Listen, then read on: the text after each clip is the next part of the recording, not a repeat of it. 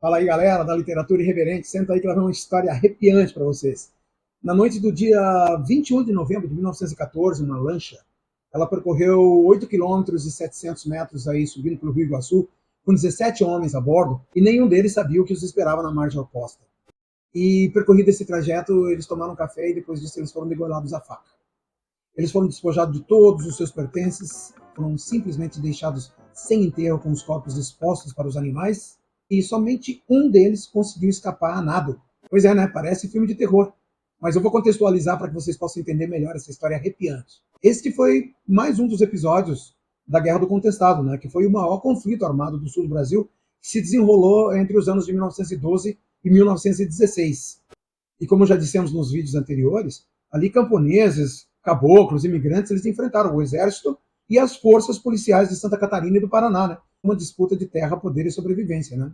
E aqui vai a história do vilão, o Fabrício Vieira, um integrante da antiga Guarda Nacional. Ele comandava um bando de vaquianos contratados pelo Exército Brasileiro para atuar como homens guias das tropas militares contra os insurgentes. E num claro desvio de função, que era bloquear as margens do Rio Iguaçu para impedir que alimentos atravessassem do lado paranaense pelo lado catarinense, esses fabricianos eles operavam como uma milícia particular num território onde a violência não tinha limite. E aqui vai a história das 17 vítimas.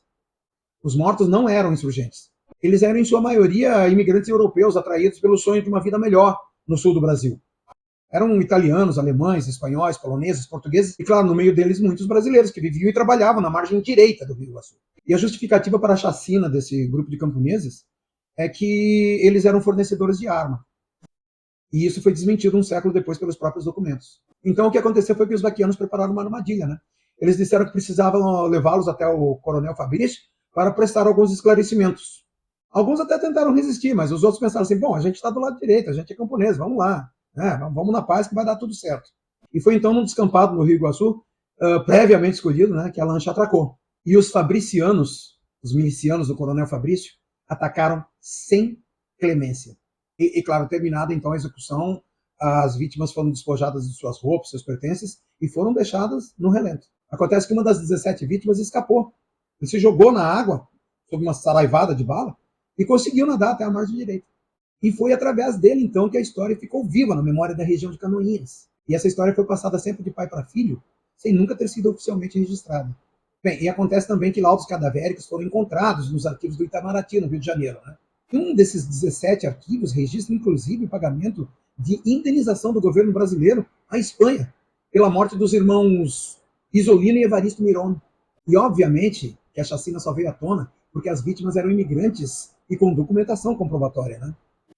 E foi por isso que os consulados da Itália, da Espanha e da Alemanha pressionaram o governo brasileiro por respostas, né?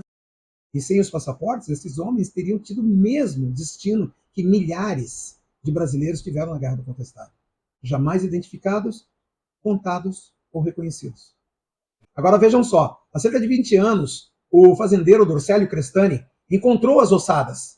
E ele foi lá então no dia seguinte para reenterrar os restos. E ali ele fincou o memorial que os 17 tiveram por décadas. Ou seja, as 17 vítimas estão cimentadas numa vala às margens do Rio Iguaçu, na comunidade de Felipe Schmidt. E a sepultura simples de cimento tem uma modesta inscrição com o ano de 1914. Já o vilão, o coronel Fabrício Vieira, está sepultado no cemitério de Higienópolis, no Planalto Norte catarinense. E sobre o túmulo está gravado Herói do Contestado. Vejam vocês. São dois túmulos que existem a menos de 100 quilômetros de distância, mas cuja distância entre o que cada um representa é bem outra, né? Bem, pessoal, semana que vem o último vídeo sobre a Guerra do Contestado. Até lá.